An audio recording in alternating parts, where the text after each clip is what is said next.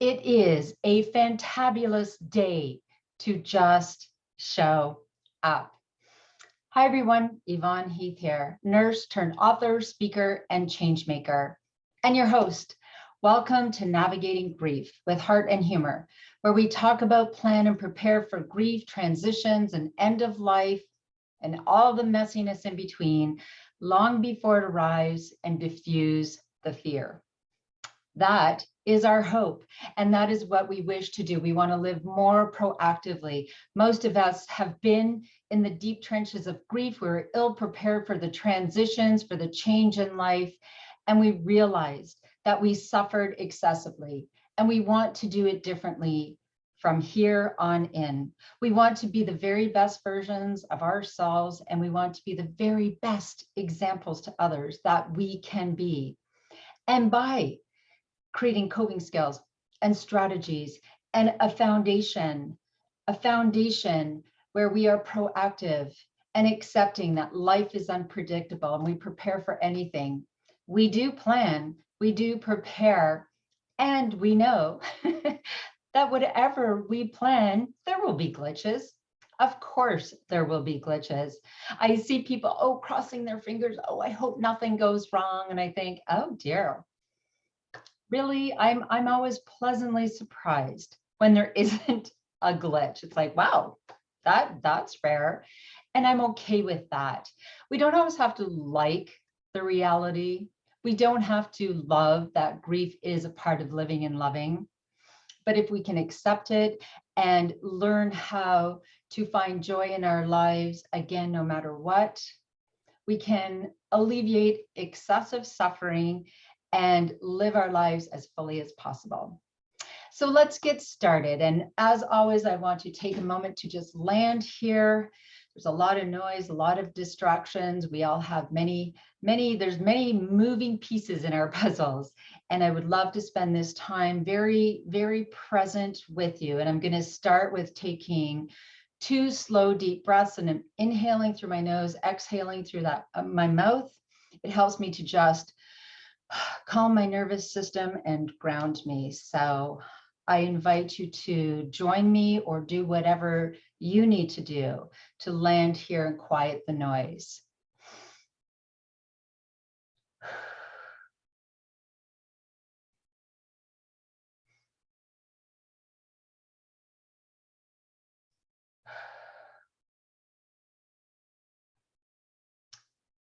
That always feels so good. So I'm ready to share. And, I always tell people I'm just the messenger. I am taking my experience in life and all of the incredible people that I've had the honor and privilege of speaking with and sharing their stories. And I get to share them with you. And so for the last several weeks, we have been going through my book, chapter by chapter, my book, Love Your Life to Death. I reread this every year, different stories land, and there's always a message I needed to hear, and it's extraordinary.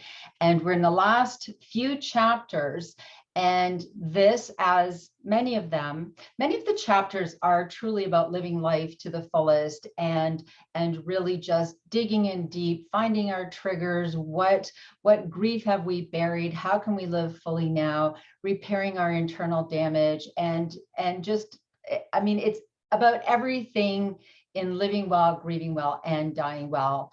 And for many of us, one of the things, the elephant in the room, is thinking of children grieving or having conversations with children who are grieving, not knowing what to do, not knowing what to say. We want to protect children. I know that is our instinct. And the truth is, when we try to shield children from grief instead of living as a great example of how to navigate grief, even no matter what we've done in the past, right? We can do it differently moving forward. We can have those honest conversations and you say, that happened and I don't feel like I dealt with that very well. And I'm sorry, I didn't have my own coping skills. I didn't know how to have these conversations with you. And then go to now what? How can we do this differently? So chapter 8 is about having the talk, the talk with children and teens about grief, death, and dying. I start this chapter with saying, I am not a grief counselor. I am not a child psychologist, but I am someone who is very passionate about normalizing these conversations at home, school, wherever children are, wherever we are grieving, wherever there is opportunity for teaching.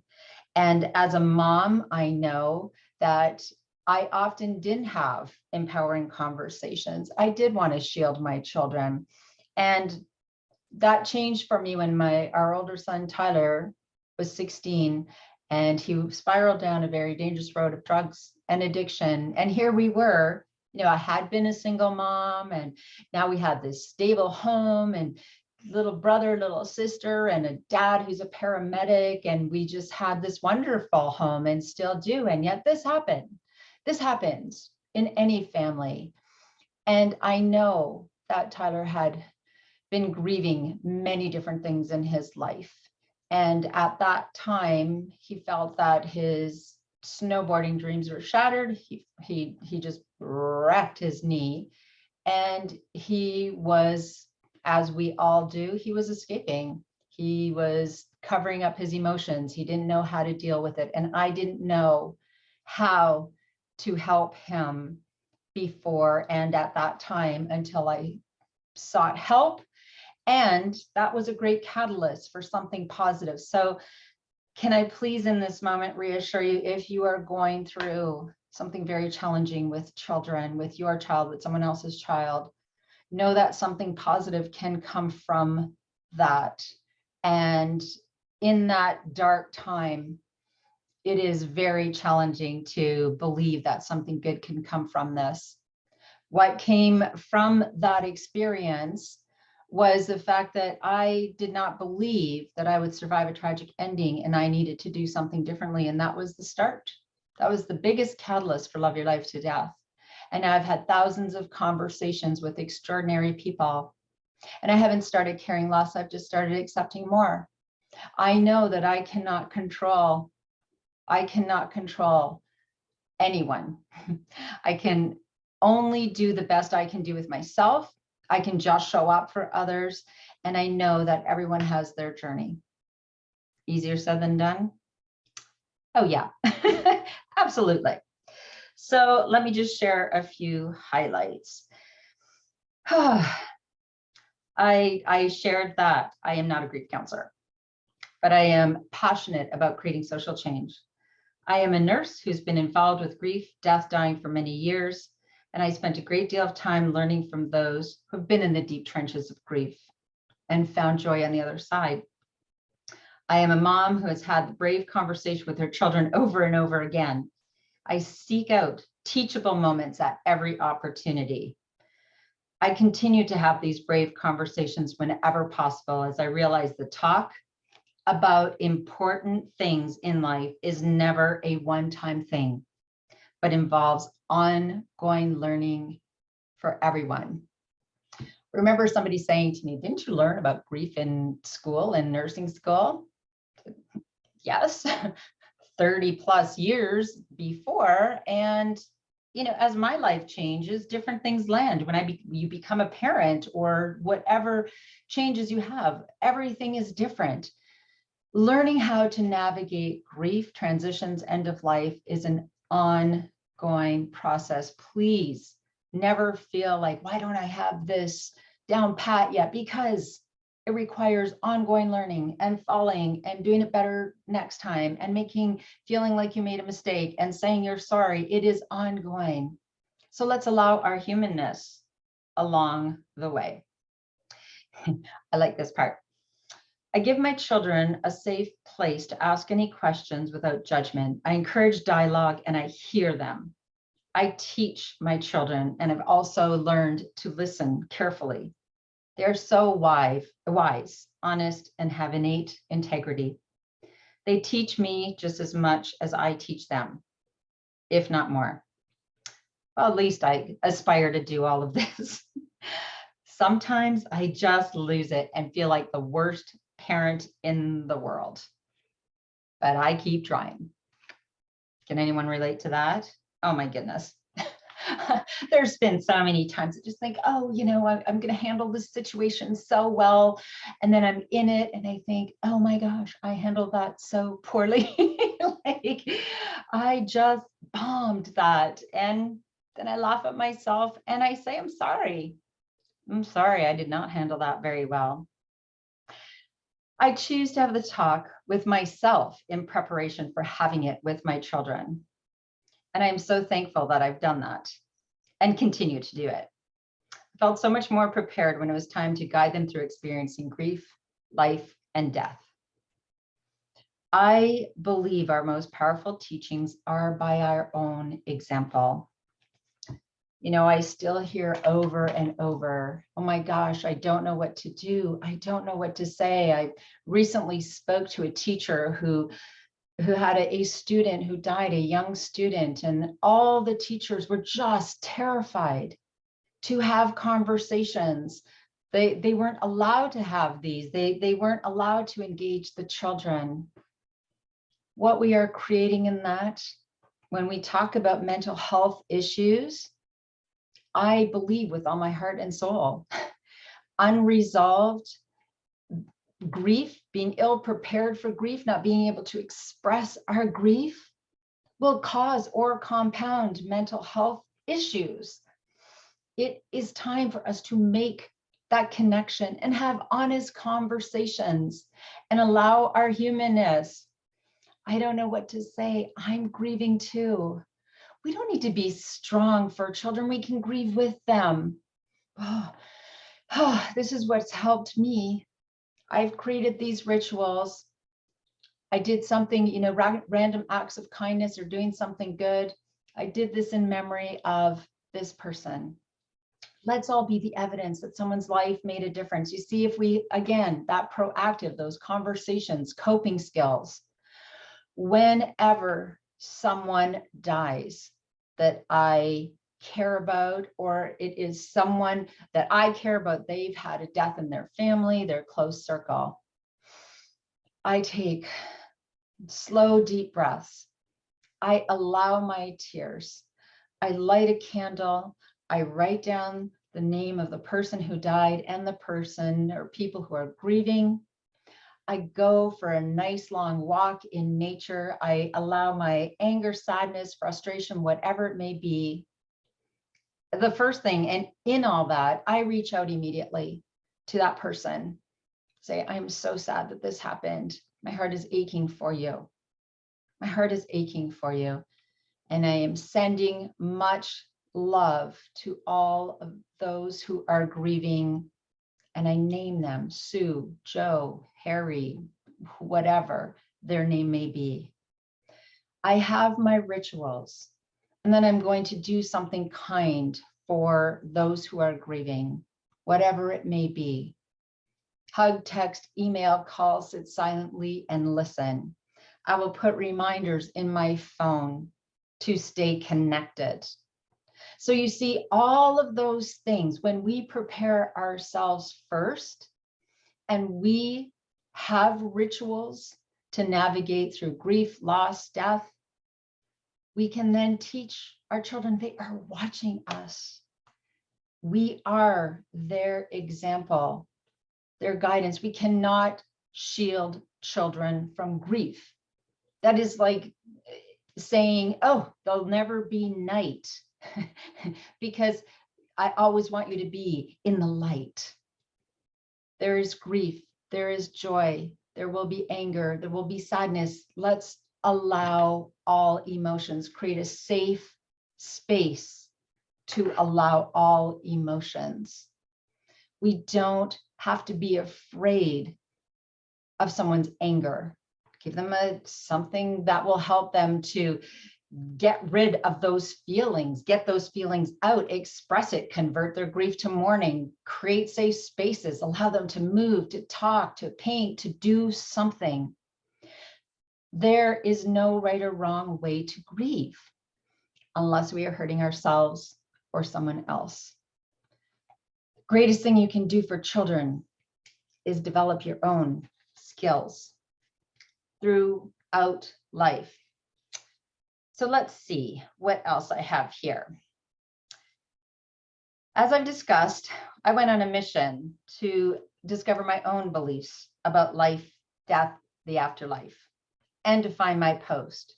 That's something I can hang on to no matter what in times of despair. And for me, it's nature.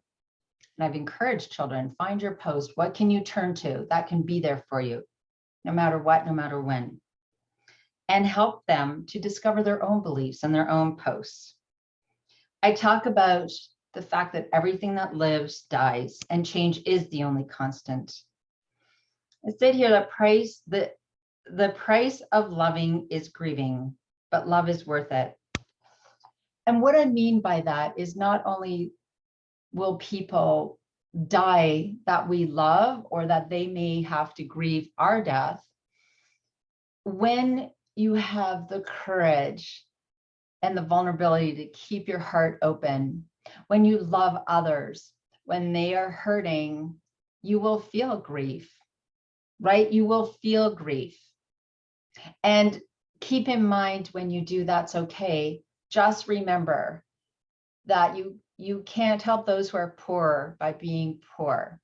You can't help those who are suffering by suffering excessively. And that's what I used to do as a nurse. I suffered excessively with everyone until I learned, again, that being proactive, coping skills, strategies, my rituals. And I have my own ritual, and I've learned so much as a highly sensitive person. I have my own power, and everyone has their power. And I make sure that I use my power of compassion, humor, heart, all of it, to fill my own bucket, to not feel depleted. That compassion fatigue is because we are not just showing up for ourselves first. We are not checking in. We are not filling our own bucket. And in this beautiful, Debbie Lynn Grace taught me this. When we just show up for others who are grieving or children, we can expand our energy. When people are grieving or we're thinking, oh, I don't want to feel all this, we tend to go into a little shell. And she said the opposite is what we need to do. Just expand and just like radiate love and compassion, and know that everyone has their journey. We do not have to suffer excessively to love and support others. And that's a whole big conversation that we have to have so that we are able to just show up and not suffer excessively, especially when children are grieving, right? It is very challenging to be present when children are grieving. The other beautiful thing I have to say, or the flip side of that, is children grieve very differently. We as adults feel like we have to be cloaked in darkness 24/7. And if we're laughing or have a little joy, we are disrespecting someone that died, or, you know, we shouldn't allow that. And children tend to come in and feel sad and ask questions, and then they go play. It's like they give themselves their own grief break. So you see, we have a lot to learn from children as well. So don't always think that children are avoiding their feelings just because they're not grieving 24/7 like we do. They grieve differently, and that is also something to acknowledge, allow, accept, and learn from. Oh, there's plenty to learn, I promise you. So I look for teachable moments along the way. They often present themselves when you least expect it. And those teachable moments, of course, as you're walking and you see an animal that died, you have a pet that died. And I will tell you, whew, I'm laughing at myself, and I will just skip over to this because I shared here valuable lessons we learned from Frankie the pug. Our pug at age 10 started having weird spells, and we warned the children that she might die soon. But for months, she bounced back. And the kids actually got to the point where they're like, well, Mom, is she going to die or not? I'm like, I have no idea. I think so. Then one night, she didn't bounce back. She was in bed with Tanner and I picked her up and I was stunned to find her body was completely limp. She was breathing hard and staring into my eyes, paralyzed. And I'm just laughing because I just read this as well and I was bawling. And I know when it comes to animals, we are just a hot mess, aren't we? Honestly. So I was in shock and instantly started to sob. I was all alone because Jordy was working and the kids and my mom was there and she was sleeping. What do I do? And here I am writing this book, because I was writing my book at the time, about our death-phobic society and how ill-prepared we are to deal with death. I have this dying dog in my arms and I feel completely lost. Yet another rule, right? You can talk about plan and prepare. And when it's you, sometimes you can't even think straight. So make sure you have your compassionate community around you who can also help you navigate through, and your post and all the other things in place. So I took a deep breath and all the words I'd been listening to from all the people I learned from came back to me. I said, oh, okay, I can do this. I took a few slow, deep breaths and muttered, I have to create a good death. I sat in the chair and rocked Frankie. I told her how much I loved her, then brought her to bed with me. I constantly assured her she was a great dog. It was similar to the last scene in the wonderful movie, Marley and Me, about the worst dog, quote unquote, worst dog ever. And Marley, of course, stole everyone's heart. So Frankie's breathing was becoming more labored. And then I took pictures and sent them to Tyler, our older son, who was living out west at the time, because Frankie was his dog. And I needed him to be a part of this. And I said, Tyler, Frankie's dying and I'm loving her along the way.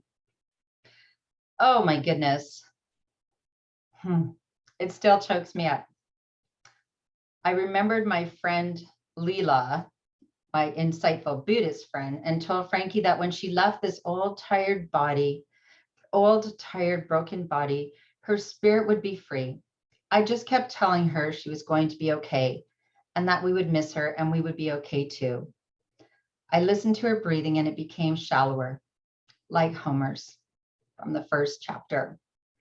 I dozed off and on. At 4 a.m., I could no longer hear her breathing. I just felt deep sadness. Our little pug had died. And in that moment, it's just so interesting because all the nursing, everything I had ever been through, it's like it all goes out the window in that moment. And I will always be grateful because I learned so much about regret and loving an animal and having to have those hard conversations with children. And I just went back to honesty. I just need to be honest with them. So in the morning, the children, sorry, I have to find my spot. As soon as Jordy arrived home after his night shift, we sat the kids down and I said, I'm so glad we gave Frankie extra love. For the last few months, we gave her a good life, or in the last few months, and we gave her a good life. Frankie died last night, and I was right there beside her, giving her lots of love. They were devastated. They sat beside her in her basket and cried and cried. It's so painful to see your children cry so hard. This was one of the few times I also saw my husband cry. In this moment, again, it isn't the time to say, am I doing this right? Am I doing this wrong?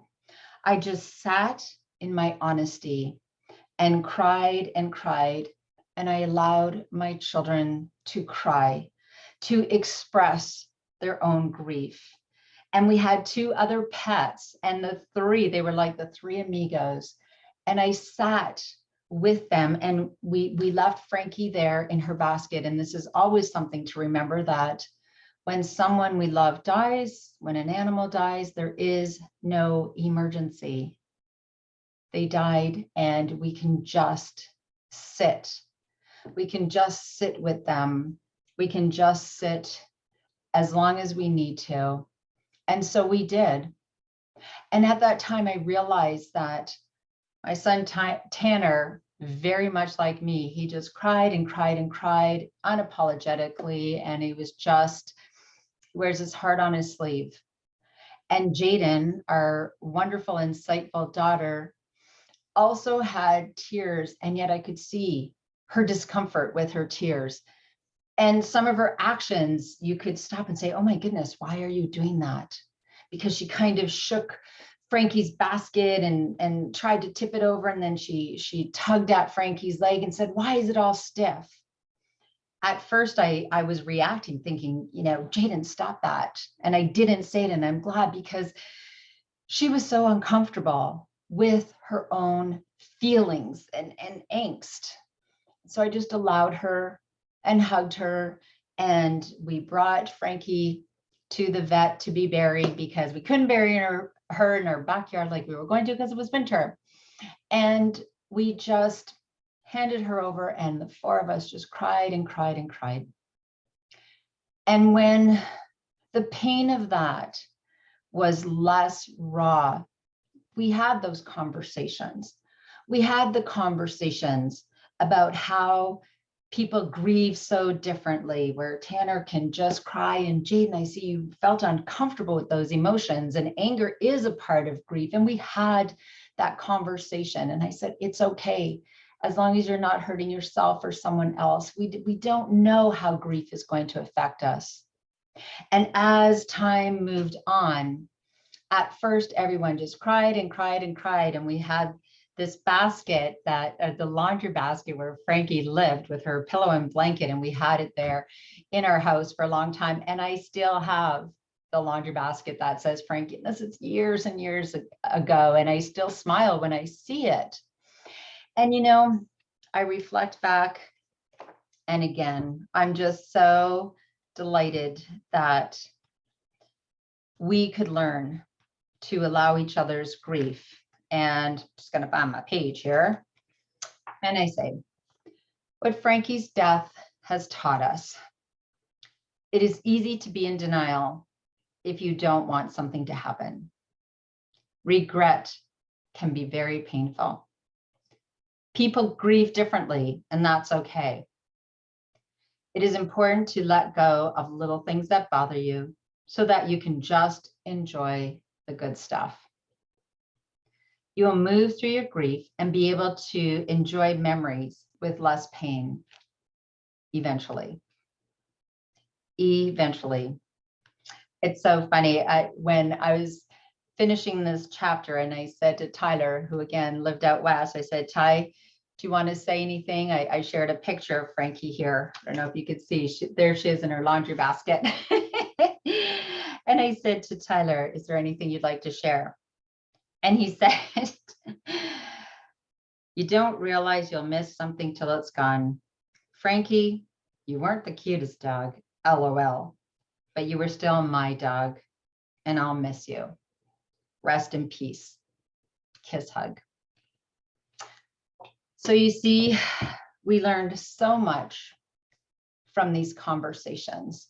We learned that we can be grieving together, and we can express our grief differently.